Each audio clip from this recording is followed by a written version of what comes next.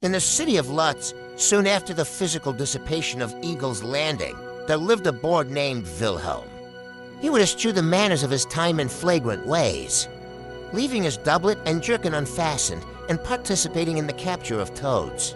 His parents, Lublick and Wenda, were pious acolytes of Eagle's Landing's wise teachings, and the disregard of their son for his expectations horrified them. At the behest of their local cleric, who was the supremely wise and now well-known personal student of Eagle's Landing, Schendel, they banished their son to the Black Forest. Once he arrived home from a day of toad capturing and other boorish pursuits, he discovered the doors of his family home barred and locked. He pounded many times and begged his parents to allow him entry. "Allow me entry," cried Wilhelm. "No, my boy, though we love you and allow you grace, your boorishness and disavowal of Eagle's Landing's thoughtful explanations of utility bring shame to our community. At the behest of Schendel, our wisest cleric, you have been banished to the Black Forest until you can better understand utility and why the standards Eagle's Landing has placed on us are useful to follow." His parents replied. Wilhelm stomped his feet in anger and stormed off. Though he went door to door asking for shelter and clemency from his townsfolk and friends, he was denied by all due to Schendel's declaration.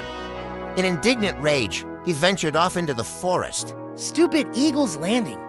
Foul, putrid Eagle's Landing. Ugly toad kisser Eagle's Landing. To be a boor is my deepest, most personal nature. How dare he declare with flippancy that I am not useful?" In his rage, he kicked a nearby maple tree. He kicked and kicked all day and night. The next morning, exhausted, he lay on the ground. By his head, near where he had kicked, he noticed the tree leaking a slow trickle of sap. Physically bereft from his exertion, he stuck his tongue by the sap trickle and drank of it. His eyes lit up with a fiery pleasure, for the sap was sweeter than anything he had tasted before. Suddenly, he remembered a time when we had observed the lesson of Eagle's Landings from afar, alongside a group of boorish youths who would often attend his lectures in order to mock them among themselves. "In useful living, we drink from a font sweeter than honey. Do not deny your nature in the name of any teacher or path, nor in the name of utility. Utility cannot be derived from denial, only from the honed application of our instincts.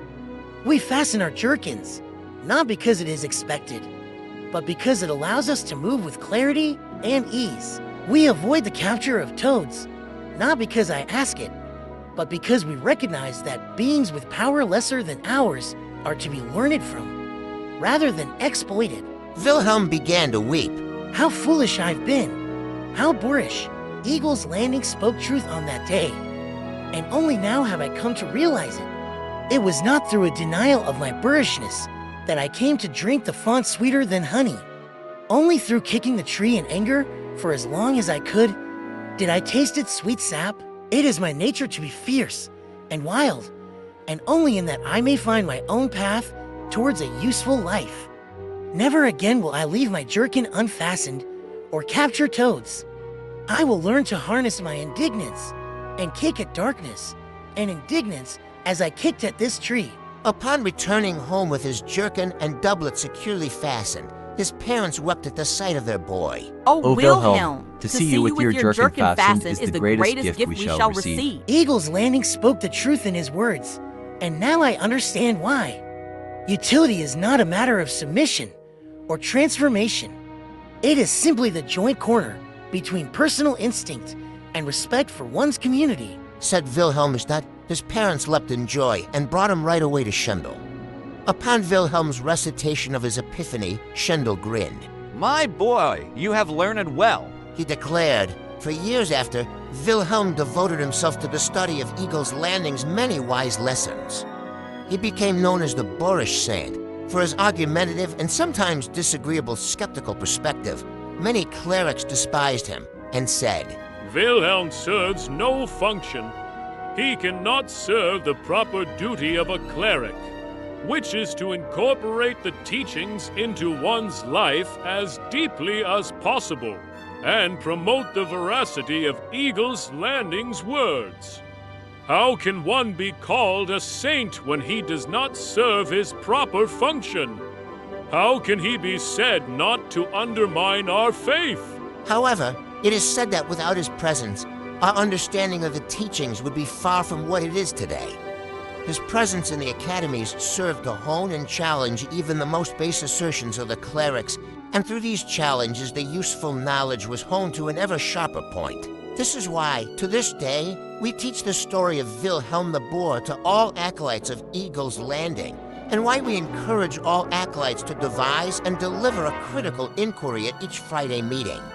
It is also why the Wednesday debate holds fast as one of our church's most beloved traditions. Where his eagles flew, there grew a useful flower. Where his eagles landed, there grew a useful tree. Where his eagles died, there grew a useful rosebush. In faith, my eagles rise above function. The well-known and beloved prayer of function, written by Wilhelm the Boor.